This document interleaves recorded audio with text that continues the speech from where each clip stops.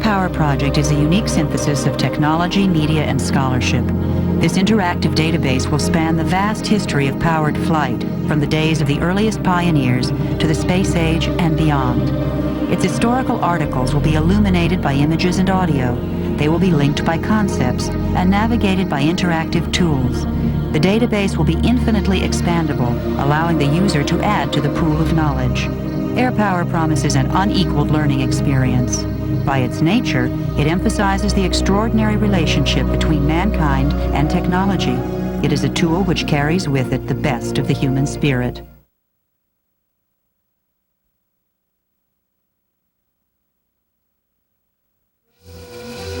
In the Industrial Revolution of the late 1800s, invention and industry spiraled upward. The dynamo brought the electrical industry, the piston engine, the automobile. In this climate, Wilbur and Orville Wright would realize the age-old desire to fly. In 1903, they made the first successful airplane flight at Kitty Hawk.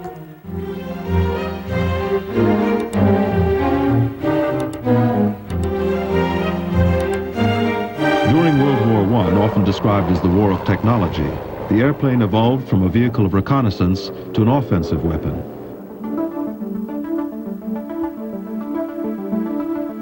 France's ultimate wartime fighter, the SPAD-13, debuted in the spring of 1917.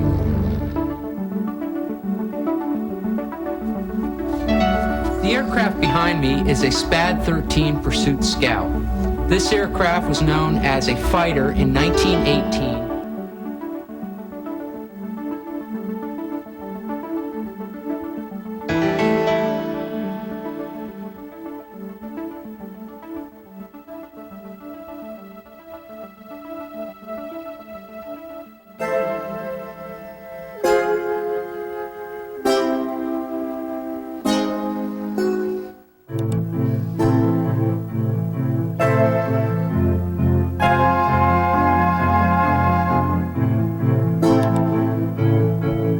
In 1907, a complex web of alliances bound the European powers. The Triple Alliance of Austria-Hungary, Germany, and Italy was pitted against the Triple Entente. The balance of power, which had kept the peace for so long, would now pit equally matched opponents against each other in a deadly stalemate. The final peace would not come for 4 more years, but when it...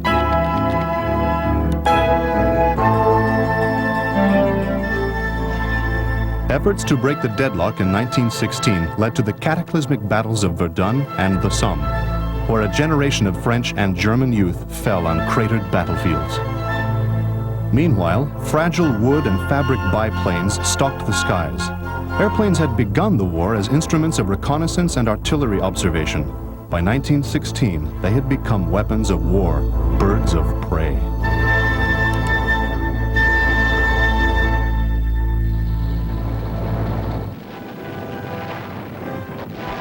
In this war of unprecedented mass slaughter, the public needed a hero. The romance of the fighter ace put a human face on the devastating anonymity of war.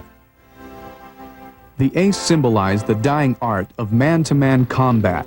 He synthesized technology, training, skill, and virtue.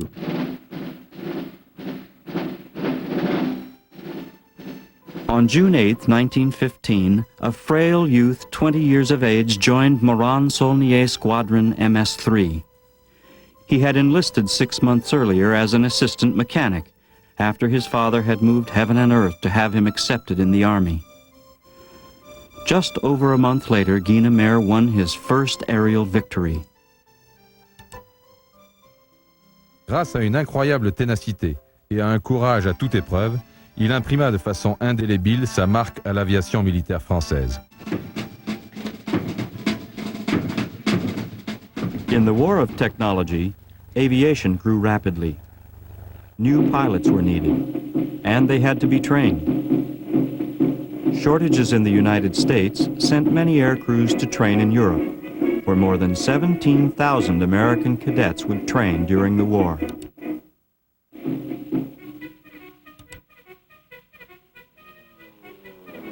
July 15th, 1917. By the time you get this letter, my schooling will all be behind me, and I will be several weeks at the front. This is where the real schooling begins. We have just received our orders for which we have been waiting, and it looks as though we're going to get SPADs.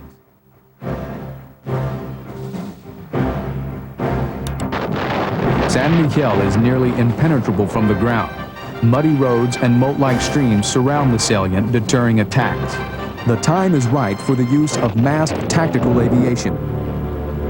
Colonel William "Billy" Mitchell commands the Allied Air Forces. It was the greatest concentration of air power that had ever taken place, and the first time in history in which an air force, cooperating with an army, was to act according to a broad strategical plan. The two-seat single-engine biplane was essential to all the air arms. The biplane was a reconnaissance weapon and could force men and materiel to be moved at night.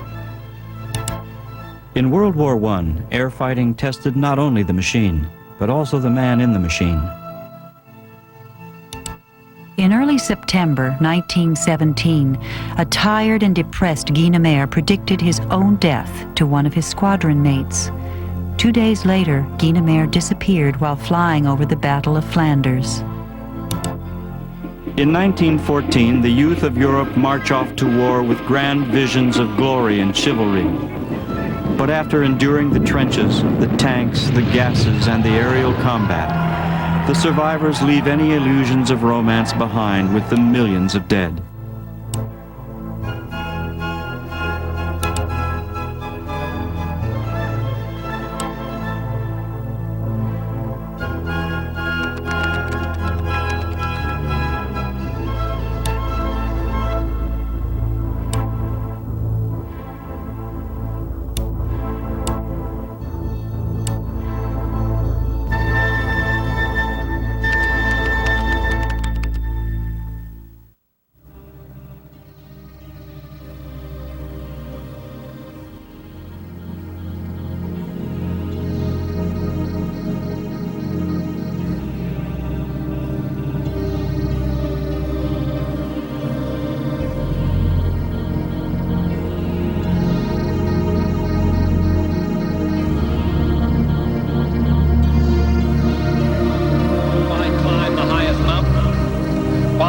The Atlantic.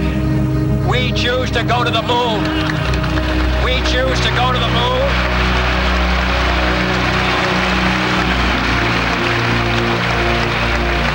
We choose to go to the moon in this decade and do the other things, not because they are easy, but because they are hard. We set sail on this new sea because there is new knowledge to be gained and new rights to be won. And they must be won and used for the progress of all mankind. And therefore, as we set sail, we ask God's blessing on the most hazardous and dangerous and greatest adventure on which man has ever embarked. Thank you.